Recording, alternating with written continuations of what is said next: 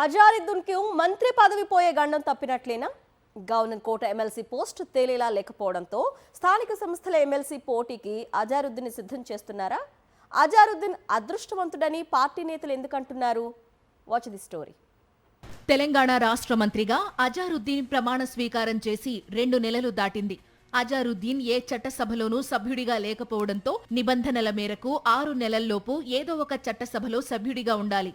ఈ మేరకు గవర్నర్ కోట ఎమ్మెల్సీగా అజారుద్దీన్ ను కేబినెట్ నామినేట్ చేసింది.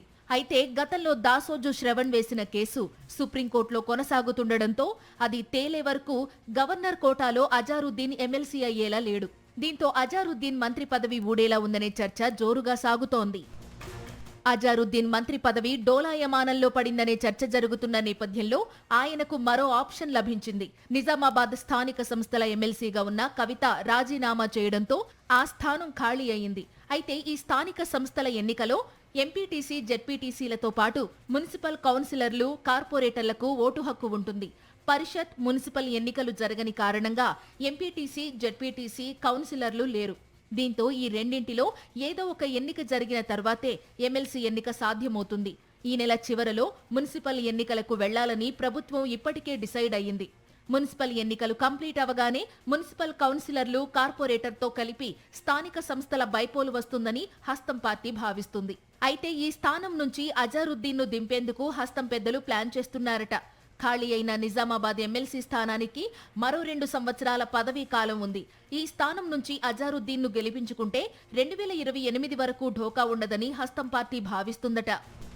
మరోవైపు నిజామాబాద్ ఉమ్మడి జిల్లా నుంచి ప్రస్తుత కేబినెట్లో ఒక్కరికి కూడా మంత్రిగా అవకాశం ఇవ్వలేదు. ఈ నేపథ్యంలో అజారుద్దీన్ ను నిజామాబాద్ స్థానిక సంస్థల ఎమ్మెల్సీ కోటాలో గెలిపించుకుంటే నిజామాబాద్ కు మంత్రి పదవి ఇచ్చినట్లవుతుంది.